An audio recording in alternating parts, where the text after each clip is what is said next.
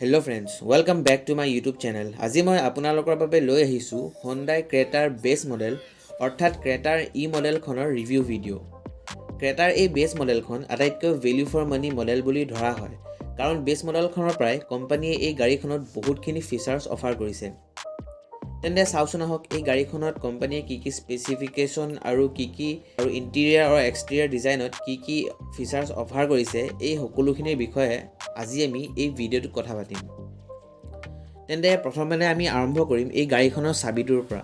এনেধৰণৰ এটা ফ্লিপ কি আপোনালোকে এই গাড়ীখনত দেখিবলৈ পাব। চাবিটোত আপোনালোকে লক আনলকৰ বাটনৰ লগতে চেণ্ট্ৰেল লকিঙৰ অপশ্যনো দেখিবলৈ পাই যাব। বেছ মডেলখনৰ পৰা কোম্পানীয়ে চেণ্ট্ৰেল লকিঙৰ ফিচাৰ্ছটো এই গাড়ীখনত দি দিছে। আৰু এনেকুৱা ধৰণৰ ফ্ৰণ্ট ছাইডটো আপোনালোকে এই গাড়ীখনত দেখিবলৈ পাব। ওপৰত আপোনালোকে DRS পাব আৰু লগতে আপোনালোকে এই গাড়ীখনত প্ৰজেক্টৰ হেডলেম্পৰ অপশ্যন দেখিবলৈ পাই যাব। আৰু এনেকুৱা ধৰণৰ ব্লেক কালাৰৰ গ্ৰিল পাব আপোনালোকে এই গাড়ীখনত। ক্ৰেটাৰ টপ মডেলখনৰ গ্ৰিলত আপোনালোকে ক্ৰোম ফিনিছ দেখিবলৈ পাব, কিন্তু বেছ মডেলখনত আপোনালোকে ক্ৰোম ফিনিছ নাপাব। আৰু তলত আপোনালোকে টাৰ্ণ ইণ্ডিকেটৰটো পাই যাব। আৰু যদি এই গাড়ীখন ছাইডৰ পৰা চাই তেন্তে ছাইডৰ পৰাও দেখিবলৈ যথেষ্ট ভাল লাগে এই গাড়ীখনৰ ডিজাইনটো। আৰু এই গাড়ীখনত আপোনালোকে 16 ইঞ্চৰ ষ্টীল হুইল দেখিবলৈ পাই যাব। এটা কথা ভাল লাগিলে যে বেছ মডেল যদিও কোম্পানীয়ে এই গাড়ীখনত হুইল কভাৰটো প্ৰভাইড কৰিছে। আৰু ইণ্ডিকেটৰটো আপোনালোকে এই গাড়ীখনৰ ফেণ্ডাৰতে দেখিবলৈ পাব, ORVMত নাপাব। আৰু এই গাড়ীখনৰ ORVMসমূহ আপোনালোকে বডি কালাৰতে দেখিবলৈ পাই যাব। আৰু লগতে ড'ৰ হেণ্ডেলসমূহ আপোনালোকে বডি কালাৰতে দেখিবলৈ পাব, যিটো সাধাৰণতে টপ মডেল বা আপাৰ মডেলসমূহত দেখিবলৈ পোৱা যায়। আৰু বেক প্ৰফাইলটো আপোনালোকে এনেকুৱা ধৰণৰ পাব এই গাড়ীখনত। ওপৰত আপোনালোকে এটা সৰু এণ্টেনা পাব আৰু ইয়াত আপোনালোকে স্পইলাৰ পাই যাব। ডিফগাৰ আৰু ৰিয়াৰ ৱাইপাৰ কোম্পানীয়ে এই মডেলটোত দিয়া নাই, কিন্তু টেইল লেম্পত আপোনালোকে LEDৰ অপশ্যন পাই যাব। আৰু মাজত আপোনালোকে Hyundai লোগো পাব। আৰু তলত আপোনালোকে দুটা পাৰ্কিং সেন্সৰো পাই যাব। আৰু বুট স্পেচটো আপোনালোকক এই গাড়ীখনৰ দেখাই দিছোঁ।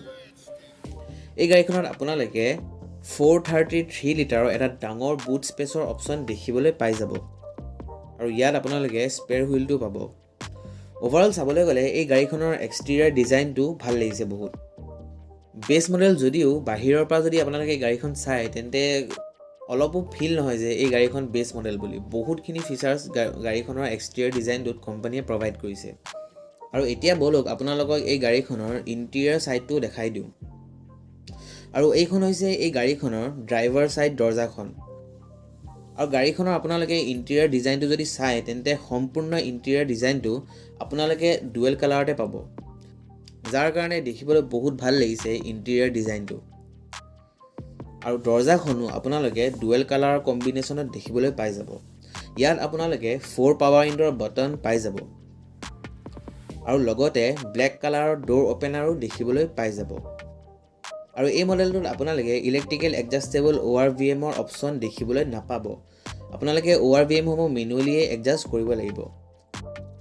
আৰু এনেকুৱা ধৰণৰ আপোনালোকে এই গাড়ীখনৰ ষ্টেৰিং হুইলটো দেখিবলৈ পাব। বেছিক ধৰণৰ ষ্টেৰিং হুইল পাব। ক্ৰুজ কণ্ট্ৰল বা বৰ বেছি ছুইচ আপোনালোকে এই গাড়ীখনৰ ষ্টেৰিং হুইলত নাপাব।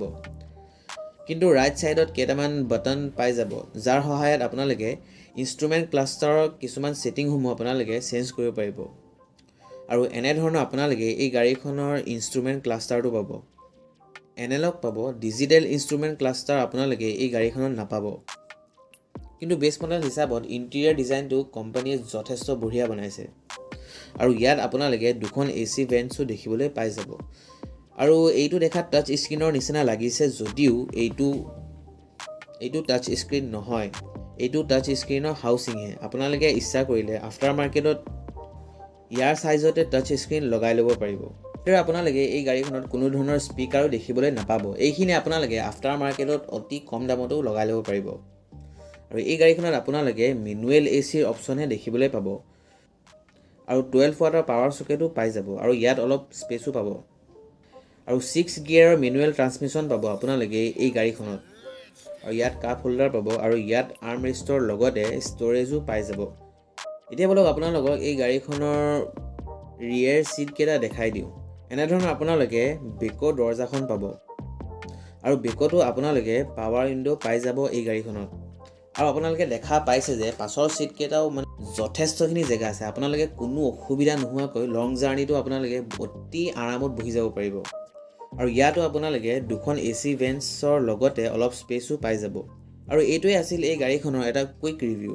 বেছ মডেল হিচাপত বহুতখিনি ফিচাৰ্ছ অফাৰ কৰিছে Hyundai কোম্পানী এই গাড়ীখনত। কিলেছ এণ্ট্ৰি, চেণ্ট্ৰেল লকিং, পাৱাৰ বুট, অল পাৱাৰ উইণ্ডো, ডুৱেল টোন ইণ্টেৰিয়ৰ আদিৰ নিচিনা ফিচাৰ্ছসমূহ আপোনালোকে বেছ মডেলখনতে দেখিবলৈ পাই যাব। আৰু এতিয়া আহিছোঁ এই গাড়ীখনৰ কিছুমান ছেফটি ফিচাৰ্ছৰ ওপৰত। এই গাড়ীখনত আপোনালোকে central locking, ABS, crash sensor আৰু EBDৰ নিচিনা ফিচাৰ্ছৰ লগতে মাত্ৰ 2টা এয়াৰবেগৰহে অপশ্যন দেখিবলৈ পাই যাব। আৰু এই গাড়ীখনত আপোনালোকে 1497 চিচিৰ এটা 4 চিলিণ্ডাৰৰ পেট্ৰল ইঞ্জিন দেখিবলৈ পাব। এতিয়া বলক এই গাড়ীখনৰ অন ৰোড প্ৰাইজৰ বিষয়ে জানি লওঁ। অসমত এই গাড়ীখনৰ এক শ্বৰুম প্ৰাইচ হৈছে 10,43,999 টকা। আৰু RTO আৰু ইঞ্চুৰেঞ্চ আদি মিলাই এই গাড়ীখনৰ টোটেল অন ৰোড প্ৰাইচটো হ'ব 1,77,619 টকা। তেন্তে আজিলৈ ইমানেই বন্ধুসকল। যদি আপোনালোকৰ ভিডিঅ'টো চাই ভাল লাগিলে তেন্তে লাইক আৰু কমেণ্ট কৰিব। আৰু আগলৈও এনেধৰণৰ গাড়ীৰ বিষয়ে ইনফৰ্মেটিভ ভিডিঅ'সমূহ চাই থাকিবলৈ চেনেলটো ছাবস্ক্ৰাইব কৰি দিব। ধন্যবাদ।